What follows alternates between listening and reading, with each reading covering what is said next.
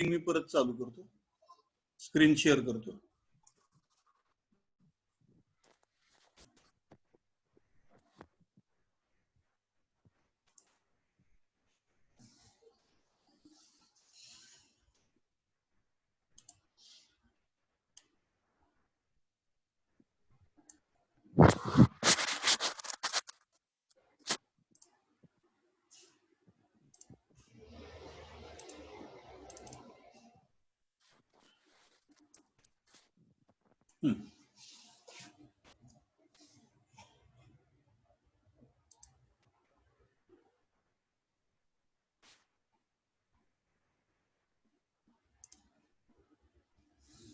Okay, so again we will start.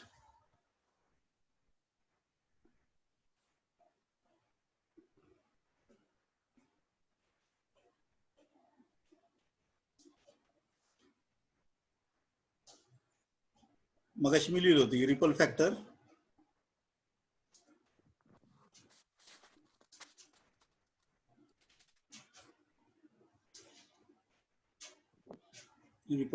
R is equal to V R RMS divided by VDC divided by VDC.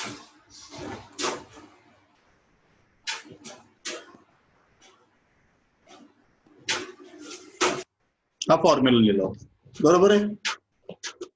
आपल्याला माहिती की आपल्याला जे output मिळतंय रेक्टिफायरचं त्याच्यामध्ये दोन्ही कॉम्पोनंट्स प्रेझेंट आहेत, एसी आणि डीसी. त्यातला एक एसी कॉम्पोनंट आहे आणि एक डीसी कॉम्पोनंट आहे. त्याला आपण नाव दिली होती. हा आहे तो VDC, हा डीसी कॉम्पोनंट आहे, आणि हा आहे तो VRRMS. आता दोन्ही कॉम्पोनंट असल्यामुळं एक तिसरा कॉम्पोनंट तयार झाला, त्याला नाव दिलं आपण VRMS. ह्या कॉम्पोनंटला नाव दिलं आपण VRMS. करेक्ट. आता ह्या कॉम्पोनंटची व्हॅल्यू आपण कशी काढणार? त्यासाठी पायथागोरस थेरम वापरूया. हा डायगोनल कॉम्पोनंट जर काढायचा असेल तर आपण सहज काढू शकतो. ही बाजू आणि ही बाजू सारखीच आहे, त्याच्यामुळं इकडे झालं VRRMS. खालची बाजू VDC इथपर्यंत, इथून इथपर्यंत VDC, इथून इथपर्यंत VRRMS. त्याच्यावरनं आपण VRMS काढू शकतो, हा कॉम्पोनंट काढू शकतो. त्यासाठी आपण पायथागोरस थेरम वापरला. VRMS square is equal to VRRMS square plus VDC square. ठीक आहे. आणि याच्यावरनं मग आपण फायनल इक्वेशनला आलो होतो की ripple factor R is equal to under root of bracket VRMS upon VDC whole square minus 1 असा फॉर्म्युला आपण तयार केला होता. इथपर्यंत सगळ्यांना कळालं असेल. हा आपला मेन फॉर्म्युला आहे रिपल फॅक्टरचा. हा फॉर्म्युला हाफ वेव्ह रेक्टिफायर, फुल वेव्ह रेक्टिफायर, ब्रिज रेक्टिफायर सगळ्याला लागू. तिन्हीसाठी हाच फॉर्म्युला. ठीक आहे. आता समजा आपण फुल वेव्ह रेक्टिफायरला हा लागू केला फॉर्म्युला. कशाला? आपण एक सॉल्व करून बघू फुल वेव्ह रेक्टिफायर साठी.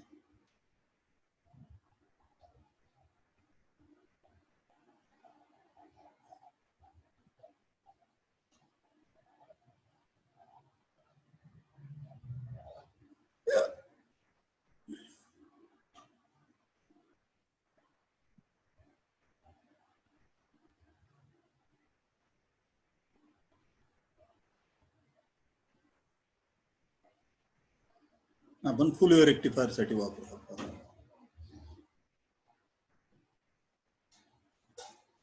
मला सांगा फुल वेव्ह रेक्टिफायरच्या बाबतीत VRMS ची व्हॅल्यू किती असणार आहे? VRMS is equal to V peak किंवा V मॅक्स. हा तर फॉर्म्युला आपल्याला माहिती. RMS व्हॅल्यू कशी करतो आपण? V max upon √2. बरोबर आहे का? आणि VDC ची व्हॅल्यू काय? फुल वेव्ह रेक्टिफायरच्या बाबतीत आपण काढली होती V ॲव्हरेज. VDC ॲव्हरेज किती आली होती? ट्वाइस V मॅक्स अपॉन पाय. आठवती का सगळ्यांना? हा तर स्टँडर्ड फॉर्म्युला आहे RMS व्हॅल्यू काढायचा. आणि DC व्हॅल्यू कसं काढायचं त्याचा फॉर्म्युला आपण डिराईव्ह केला होता, ट्वाइस V मॅक्स अपॉन पाय. आता या जर दोन व्हॅल्यूज मी जर R मध्ये इन्क्लूड केल्या R च्या फॉर्म्युल्यामध्ये, तर R चा फॉर्म्युला काय येईल? R is equal to under route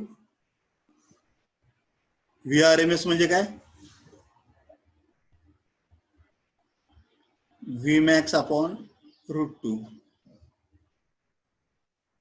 आणि VDC चा फॉर्म्युला काय?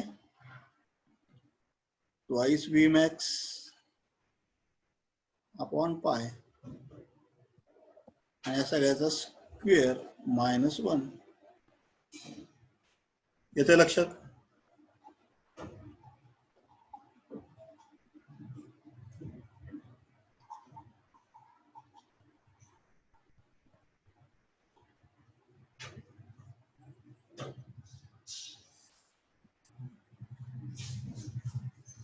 Therefore, R is equal to square root V max ला V max गेलं, हे पाय वर जाणार, करेक्ट? दिस इज पाय, वरच्या न्यूमरेटरला गेलं, डिवाइड बाय 2√2 यांचा square -1. This is equal to pi square करा आता, पाय स्क्वेअर डिवाइड बाय 2 चा स्क्वेअर 4, √2 चा स्क्वेअर 2, 4 दोन्ही 8 भागिले 8 वजा 1. पाय म्हणजे आपल्याला व्हॅल्यू माहिती 3.142, याचा square divide by 8 -1.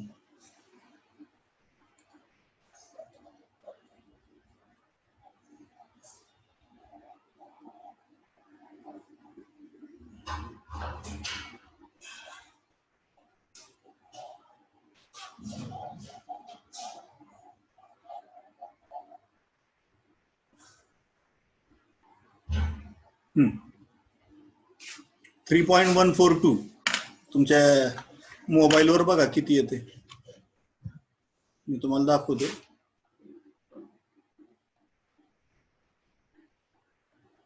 Calculator 3.142 multiplied by 3.142, that is equal to 9.87.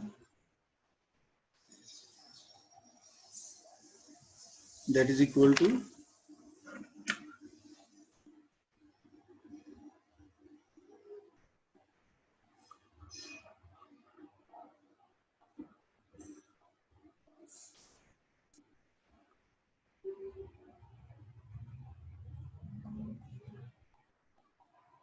He value किती येईल?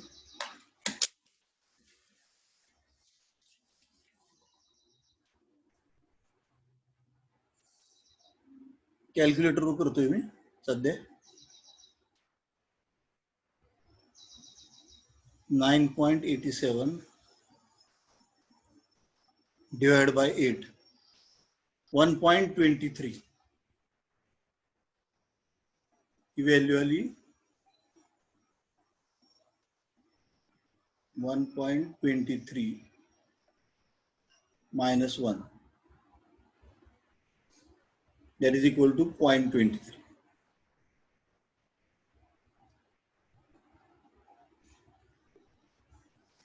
ठीक आहे, याचा रूट किती येतोय?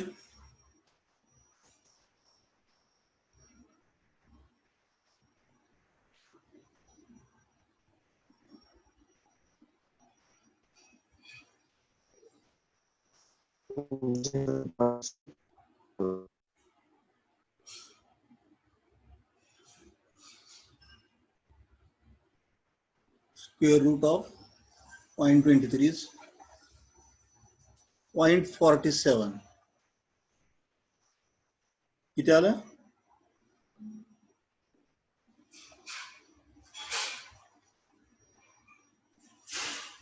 0.47.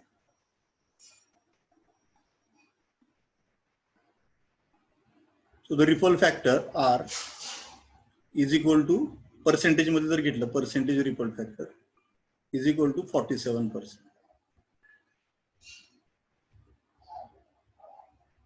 असा फॉर्म्युला येतो कशाच्या बाबतीत? फुल वेव्ह रेक्टिफायरच्या बाबतीत. येते लक्षात? So the formula for ripple factor, actual value of the ripple factor for full wave rectifier is 47%. Ideally थोडंसं कमी जास्त होऊ शकते. ठीक आहे. So I think this is clear.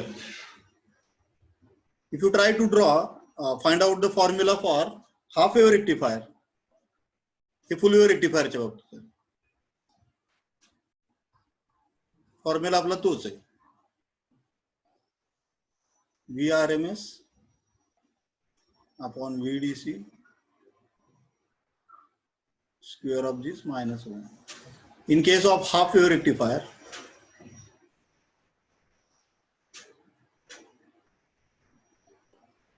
in case of half wave rectifier, VRMS is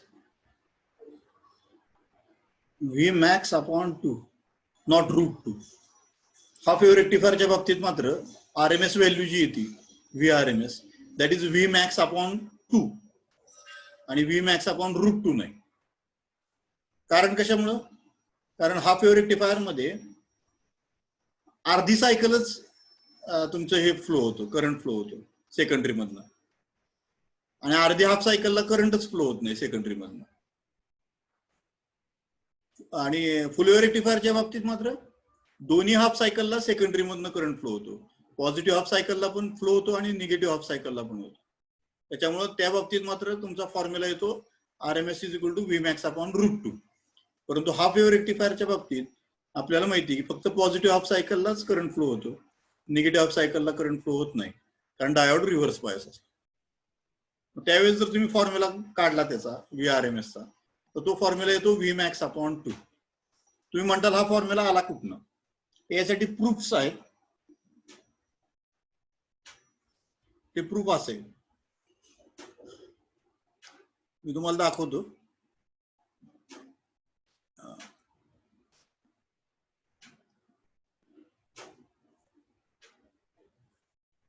हे input voltage आपले AC, VAC is equal to Vmax sin theta.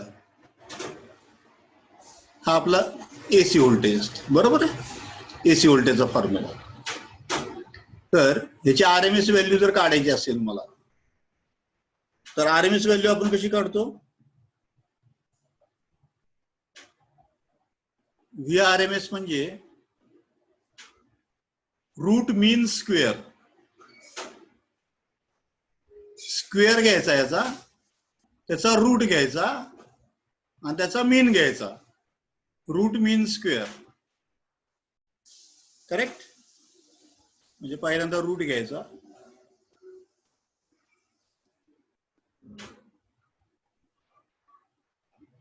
त्याचा मीन घ्यायचा, over the period 0 to 2π, correct?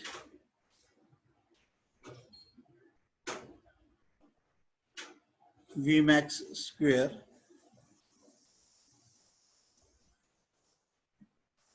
Square घेतलेला आहे ना आपण, divided by 2π पूर्ण wave घेतलेली आपण डिवाइड बाय 2π. याचं जर इंटिग्रेशन तुम्ही सॉल्व्ह केलं, सॉरी आम्ही आतमध्ये लिहिले, हा बरोबर आहे, इथलं काढतो. रूट मीन स्क्वेअर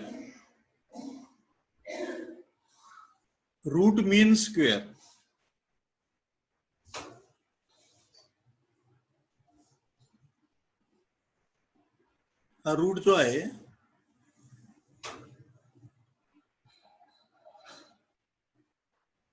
अपूर्ण आहे असा. रूट मीन स्क्वेअर अगोदर घेतला, रूट तर घेतलेलाच आहे आपण. मीन स्क्वेअर म्हणजे ह्या पूर्ण वेव्हचा square over the period 0 to 2π. सगळ्या व्हॅल्यूज घेतल्या आपण 0 पासून 2π पर्यंत. आपल्याला माहिती ही साइन वेव्ह जी असती, दिस is 0, this is π/2, this is π, this is 3π/2 and this is 2π. येते लक्षात? तर आपण काय केलेलं आहे, ह्याचं इंटिग्रेशन घेतलंय. इंटिग्रेशनचा अर्थ काय, आपण सगळ्या व्हॅल्यूज ऍड केल्या, n नंबर ऑफ व्हॅल्यूज आपण हे सगळे पॉइंट्स कन्सिडर केलेले.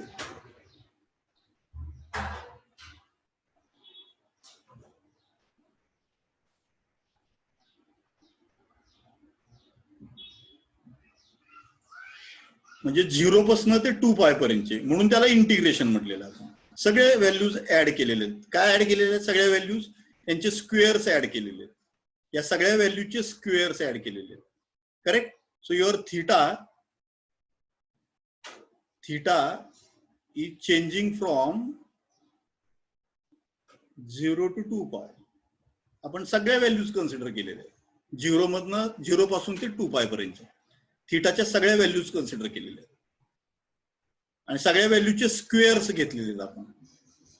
त्याच्यामुळे आपण इक्वेशन स्क्वेअर मध्ये लिहिलेलं आहे, v max square sine square theta over the period 0 to 2π. Okay, आणि डिवाइड बाय 2π, कारण मीन काढायचा ना आपल्याला. मीन म्हणजे इथून इथपर्यंत ह्या सर्व व्हॅल्यूचा मीन, हे सगळे म्हणजे 2π झालं, म्हणून डिवाइडेड बाय 2π केलेला. पिरियड म्हणतो आपण त्याला, डिवाइड बाय द पिरियड. आता हे जर तुम्ही सॉल्व्ह केलं इक्वेशन,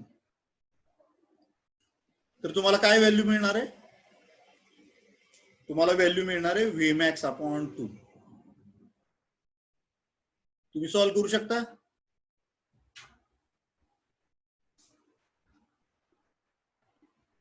सगळेजण सॉल्व्ह करू शकतील का?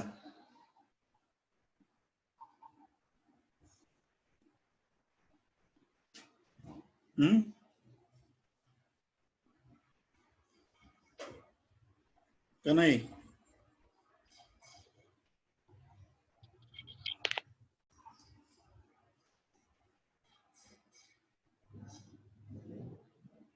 व्ही मॅक्स तर बाहेर येणार आहे, व्ही मॅक्स स्क्वेअर.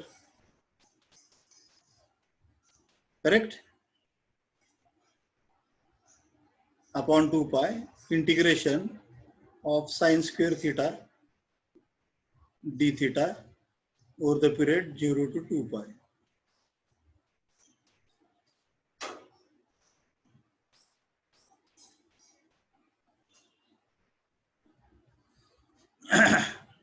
परंतु आपल्याला माहिती हाफ वेव्ह रेक्टिफायरच्या बाबतीत वेव्ह जी मिळते आपल्याला हाफ वेव्ह रेक्टिफायरला अर्धीच मिळते, म्हणजे 0 पासून π पर्यंत मिळते.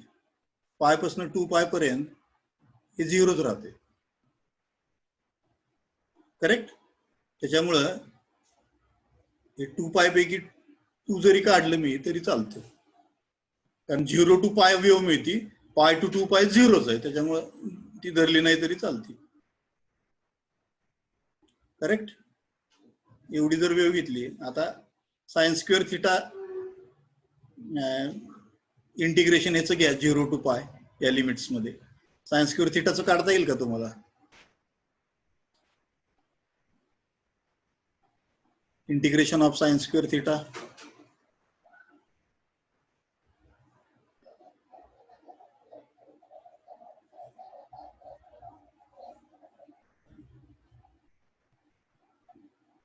त्याला आपण कॉस टू थिटाचा फॉर्म्युला वापरतो, आठवतोय? साइन स्क्वेअर थिटा आपण कॉस टू थिटाच्या फॉर्म मध्ये लिहितो. Cos two theta is equal to cos square theta minus sine square theta.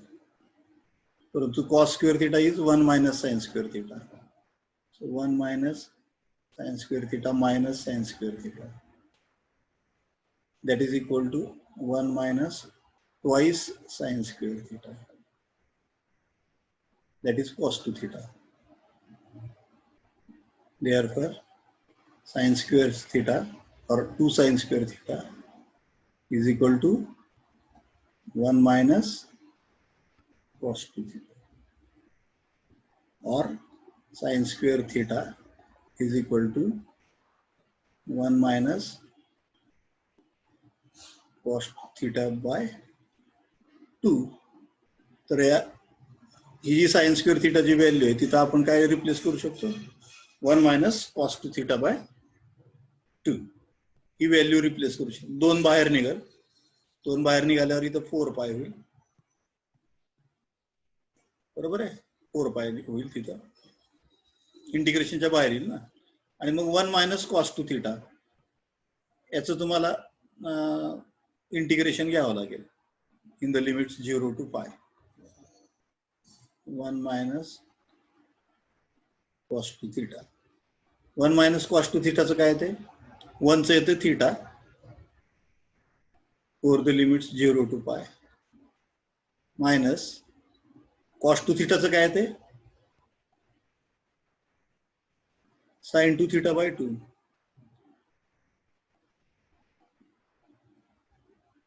Over the limits 0 to पाय. आता इथं पायच्या व्हॅल्यू टाका. इथं काय येणार आहे? पाय येणार आहे. पाय मायनस 0 इज पाय. आणि इथं काय येणार आहे? साइन 2 पाय. 2 बाहेर काढला आपण, 1/2 sign 2 pi minus sign 0. Sign 2 pi minus sign 0 किती येणार? किती येत आहे?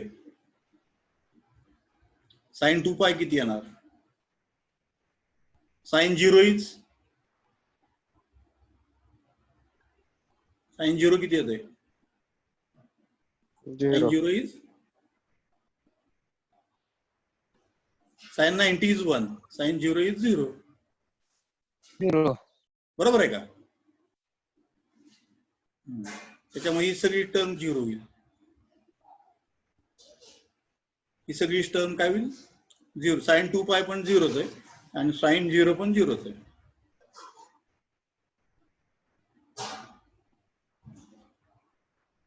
साइन 0, साइन पाय, साइन 2 पाय हे सगळ्या व्हॅल्यू 0 येणार. त्याच्यामुळे सेकंड ब्रॅकेट आहे ते 0च होईल. फक्त पाय राहील. इंटिग्रेशन घेतलं तर इथं फक्त पाय आहे. या पायला पाय कॅन्सल होईल. आणि मग ह्या रूट मध्ये काय राहते? फक्त व्ही मॅक्स स्क्वेअर अपॉन 4. म्हणजेच काय येणार बाहेर? V max upon 2. मग अशी मी जे सांगत होतो तुम्हाला की व्ही मॅक्स अपॉन 2 कसं येते RMS व्हॅल्यू, तर ती अशी आहे. यासाठी एवढं इक्वेशन्स वगैरे सॉल्व्ह करावं लागतं. तर एवढं काय सॉल्व्ह करत बसायची गरज नाही. आपण हे डायरेक्ट लिहू शकतो.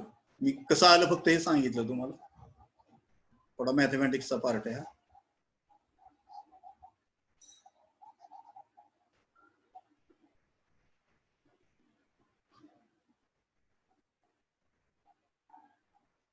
ठीक आहे. तर आता मी गृहीत धरतो हे. आता तुम्हाला कळालं हे कसं आणलं मी, व्हॅल्यू कशी आली हे सगळं सांगितलं तुम्हाला मी. ठीक आहे. आता आपल्याला माहिती V R M S is equal to V max upon 2. आणि हाफ वेव्ह रेक्टिफायरच्या बाबतीत व्हीडीसी ची व्हॅल्यू किती आलेली? व्ही मॅक्स अपॉन पाय. फुल वेव्ह रेक्टिफायरला फक्त काय करतो आपण, डबल करतो, याला ट्वाइस व्ही मॅक्स म्हणतो. आणि हाफ वेव्ह रेक्टिफायरला फक्त व्ही मॅक्स म्हणतो. एवढाच फरक दोघांच्या व्हॅल्यू मध्ये. डबल होती ना व्हॅल्यू, 2 वेव्ह झाल्या फुल वेव्ह रेक्टिफायर मध्ये, त्यामुळे ट्वाइस व्ही मॅक्स आलं. सो ह्या जर व्हॅल्यू आपण इथं टाकल्या परत, व्ही आर एम एस म्हणजे व्ही मॅक्स अपॉन 2 आणि व्हीडीसी म्हणजे व्ही मॅक्स अपॉन पाय यांचा स्क्वेअर -1. व्ही मॅक्सला व्ही मॅक्स कॅन्सल, हे पाय वर जाणार, म्हणजे काय येणार, पाय अपॉन 2 स्क्वेअर. याचा अर्थ पाय स्क्वेअर अपॉन 4 -1. मग अशी आपण पाय स्क्वेअर ची व्हॅल्यू बघितली होती, किती आली ती?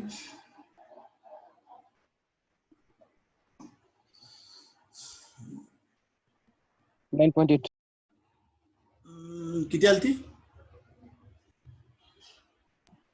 9.8. 3.142 multiplied by 3.142, 9.87. करेक्ट. अशा आली होती. तर इथं मी 9.87 डिवाइड बाय 4 -1 हे जर डिवाइड केलं तुम्ही तर ही ती व्हॅल्यू डिवाइड बाय 4 केली 2.46 येते. किती? ही व्हॅल्यू येते 2.46 -1 म्हणजेच किती आली? 1.46 डिवाइड बाय अंडर रूट 1.46. ह्याचा जर रूट घेतला मी 1.46 चा, under root of 1.46 sorry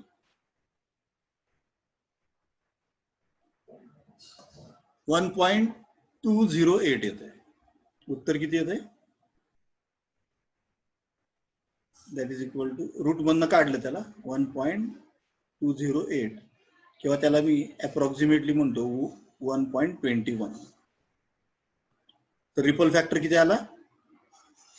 1.21. Percentage ripple म्हटल्यावर पर्सेंटेज जर आर घेतला तर किती आला? 121% रिपल. येते लक्षात? So I think I have given you all the explanation that how this ripple factor is determined. Ripple factor for a full wave rectifier, ripple factor for half wave rectifier. Bridge रेक्टिफायरच्या बाबतीत ripple factor तेवढाच राहणार.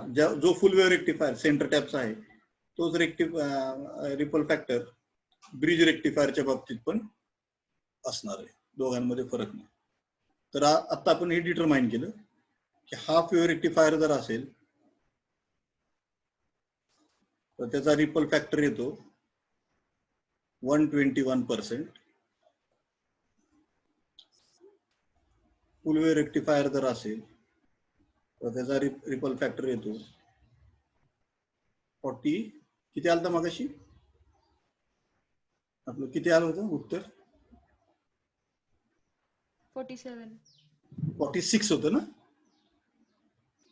47. हा मला आठवण आलं. मग अशी आपलं फुल वेव्ह रेक्टिफायरच्या बाबतीत किती आलं? 47. ओके, 47%.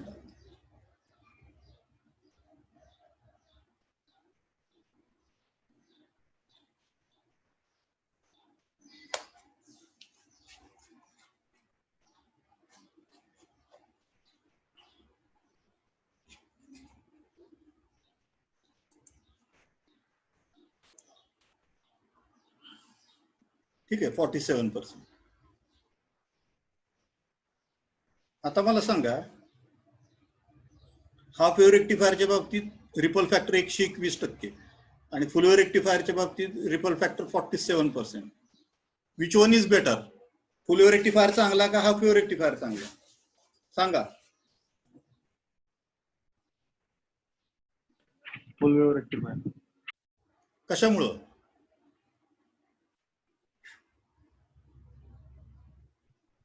कारण रिपल फॅक्टर काय सांगतं आपल्याला? AC upon DC, correct?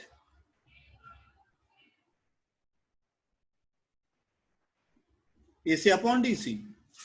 रेक्टिफायरचा अर्थ एसीचं डीसी मध्ये रूपांतर करणं.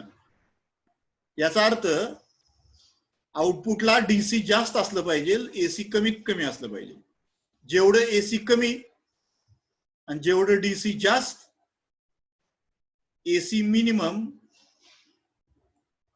आणि डीसी मॅक्झिमम हे जेवढं असेल तेवढा रिपल फॅक्टर काय होणार? Tending towards 0. Minimum divided by maximum, that is tending towards 0. जेवढं आपण 0 कडे जाईल, 0% कडे जाऊ, तेवढं चांगलं, तेवढं एसी मिनिमम होत जाईल आणि डीसी मॅक्झिमम होत जाईल. याचा अर्थच आपला रेक्टिफायर जास्त डीसी द्यायला लागला आणि अगदी कमी एसी द्यायला लागला. असं ज्यावेळेस होईल त्यावेळेस आपण म्हणतो की it is a good rectifier, very good rectifier. जेवढं एसी कमीत कमी मिळेल आणि जेवढं डीसी जास्तीत जास्त मिळेल तेवढा रेक्टिफायर आपला चांगला. याचाच अर्थ जेवढा आपलं आर ची व्हॅल्यू 0 कडे जाईल तेवढा बेस्ट रेक्टिफायर होत जाईल. It is a best, correct? आता इथं काय दिसतंय हाफ वेव्ह रेक्टिफायरच्या बाबतीत? रिपल फॅक्टर एकदम जास्त आहे. याचा अर्थ एसी जास्त आहे आणि डीसी कमी. त्याच्यामुळंच व्हॅल्यू जी आहे ती खूप मोठी यायला लागली, 121% कडे. फुल वेव्ह रेक्टिफायर मध्ये काय झालं? ही व्हॅल्यू 47% कडे आली, एकदम खाली आली बघा, ड्रॉप झाली. याचा अर्थ डीसी व्हॅल्यू वाढली आणि एसीची व्हॅल्यू कमी झाली. फुल वेव्ह रेक्टिफायरच्या बाबतीत डीसी व्हॅल्यू वाढली आणि एसी व्हॅल्यू कमी झाली. त्याच्यामुळेच रिपल फॅक्टर जो आहे तो 47% म्हणजे 50%च्या आतमध्ये आला. येते लक्षात? So full wave rectifier is better than the half wave rectifier. Full wave rectifier is better than the half wave rectifier because ripple factor is reduced in full wave rectifier. Ideally it should be 0. Ripple factor हा 0 कडे जेवढं जाईल तेवढा आपला rectifier चांगला, असं म्हणायचं. येतं लक्षात? आता अजून आपल्याला काय दिसतंय? फुल वेव्ह रेक्टिफायर जरी असला तरी सुद्धा तुमची आउटपुटची वेव्ह अशी आहे अजून.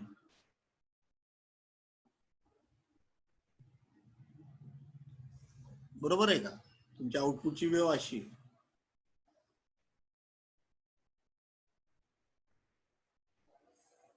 ही जर वेव्ह मी अशी करू शकलो तर हे ठीक आहे, सुरुवातीचा असं काय होईल? अशाच्या ऐवजी अशी जर झाली आउटपुटची वेव्ह माझी तर हे अजून डीसी वाढवेल, डीसी जास्त होईल, डीसी कॉम्पोनंट अजून वाढेल. Okay, so next time we will see how to increase the DC component. अजून याचा डीसी कॉम्पोनंट कसा वाढवता येईल आपल्याला. तर या वेव्हला जेवढं तुम्ही स्मूथ करत जाताल, तेवढं डीसी कॉम्पोनंट त्यातला वाढत जाईल. हा एसी कॉम्पोनंट हा एक इकडचा काढून टाकला आपण. हा जर एसी कॉम्पोनंट काढून टाकला तर तुम्हाला ही वेव्ह मिळायला चालू होईल अशा प्रकारे. अशी जर वेव्ह मिळाली तर ती जास्त चांगली, त्याच्यामध्ये डीसी कॉम्पोनंट जास्त. Okay, so we will stop here. थांबतो मी. You may join your next period. तुमचा पिरियड तुम्ही जॉईन करू शकता परत. I will end the meeting here.